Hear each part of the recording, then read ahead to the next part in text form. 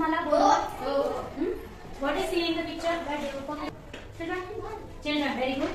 Sun, tree, school, road. Very good.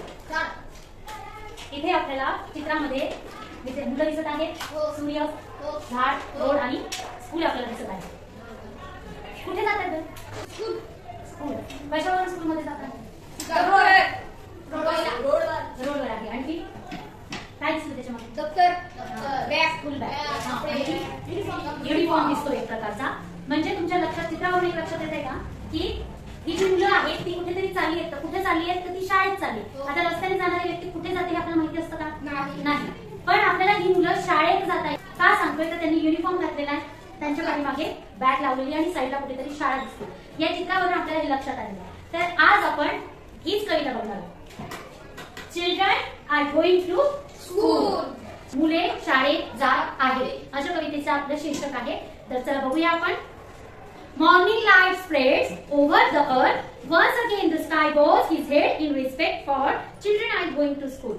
बघा, शाळेत जाणं हे आपल्यासाठी जितकं आनंददायी आहे, आपल्याला जितकं शाळेत जायला आवडतं, तसंच आपण शाळेत जाताना म्हणजे तुम्ही विद्यार्थी शाळेत जाताना हा निसर्ग देखील किती आनंदी असतो हे या कवितेतून वर्णन केलेलं आहे. म्हणजे बघा, शाळेत जाण्याचा आनंद हा फक्त तुम्हालाच नाही तर तुमच्या सोबत तुम्ही जिथून जिथून जाता त्या प्रत्येक गोष्टीला आनंद होतं असं या कवितेच्या कवयित्री म्हणत आहे. अशा ह्या ज्या पोएट आहेत कवितेच्या पोएटचं नाव काय आहे? निदा फाजली.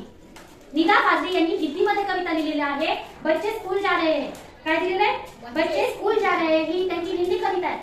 त्या कवितेचं ट्रान्सलेशन इंग्लिश मध्ये केलेलं आहे. तर निदा फाजली ज्या पोएट आहेत त्या काय सांगतायत की तुम्ही जेव्हा शाळेत जातात की नाही त्यावेळेला तुम्हाला जितका आनंद झालेला असतो ना तितकाच आनंद या निसर्गातल्या ज्या ज्या गोष्टी आहेत त्यांना झालेला आहे.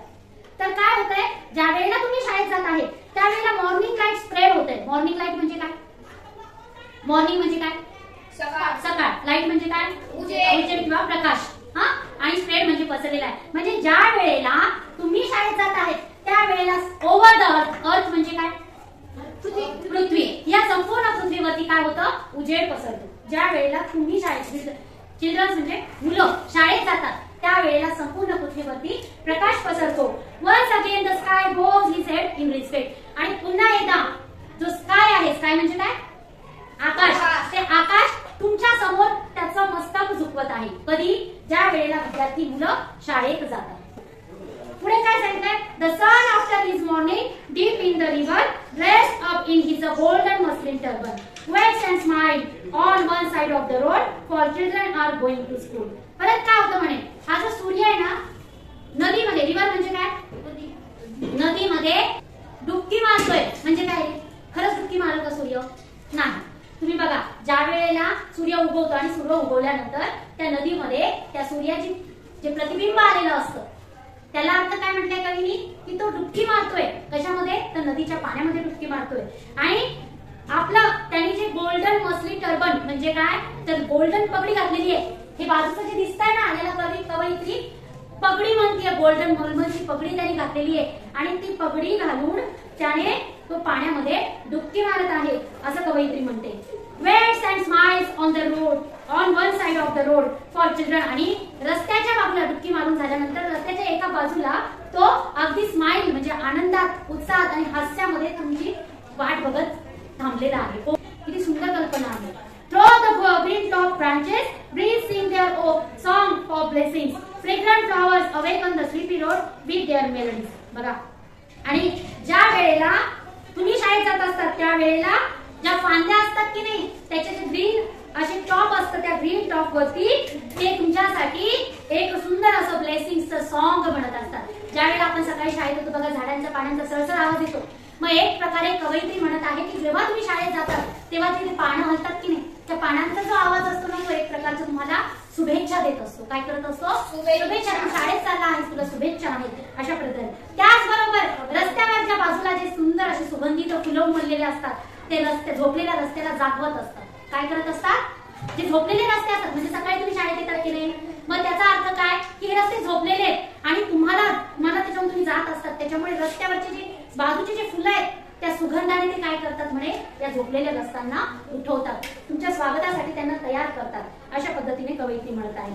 At the corner of lane, the people in his lush deep foliage waves his hand for children are going to children. आणि त्याचबरोबर रस्त्याच्या कोपऱ्यावर कुठेतरी पिंपळाचं एखादं जे झाड असेल ना म्हणे, तो ज्यावेळेला त्याची पानं हलवतो तर याचा अर्थ जसं काही तो तुम्हाला हात हलवून अभिवादन करत आहे. तुम्ही शाळेत जात आहात तर तुम्हाला काय करतो, पानांचा सळसळ आवाज येतो की पिंपळाच्या पानांचा, ऐकलाय तुम्ही? तर ज्यावेळेला ते पानं हलतात तर जणू काही तुम्हाला ते वेव्स देअर हँड्स म्हणजे ते हात हलवून तुमचं अभिवादन करत आहे, तुम्हाला शाळेत जाण्यासाठी शुभेच्छा देत आहे. बघा फोर्थ स्टांजा मध्ये काय आहे, angel of light have set out every road is a gleam at his hour every particle of the earth throws like a mother's heart. आणि परत बघा हे जे एंजल्स असतात, एंजल्स माहिती आहेत काय तुम्हाला? देवदूत आपण म्हणतो की नाही, फरिश्ते म्हणतो की नाही. तर हे जे फरिश्ते आहेत ना म्हणे, जे देवदूत आहेत ना, ते संपूर्ण पृथ्वीवरती ओव्हर द पृथ्वी आणि रस्त्यावरती काय करताय, प्रकाश पसरवण्याचं काम करताय. तुम्ही जिथून जिथून जात आहे तिथे ते काय करताय, प्रकाश पसरवण्याचं काम करत आहे, जेणेकरून तो रस्ता तुमच्यासाठी व्यवस्थित व्हावा. आणि जणू काही एखाद्या आईचं हृदय आपलं लेकरू शाळेत जात आहे या आनंदाने जसं धडधडतं की नाही, त्याच पद्धतीने पृथ्वीचा प्रत्येक कण तुमच्यासाठी धडधडत आहे.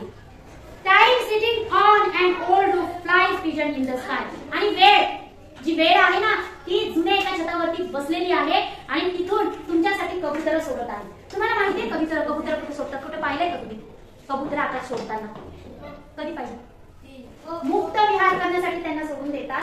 मग कवयित्री इथे तेच म्हणत आहे की जो वेळ आहे ना तो जुन्या छतावरती बसून तो कबूतर सोडून देते, म्हणजे तुमचा तुम्ही मुक्त असा विहार करा आकाशामध्ये, असा संदेश या कवितेच्या माध्यमातून देण्याचा प्रयत्न केला जातो.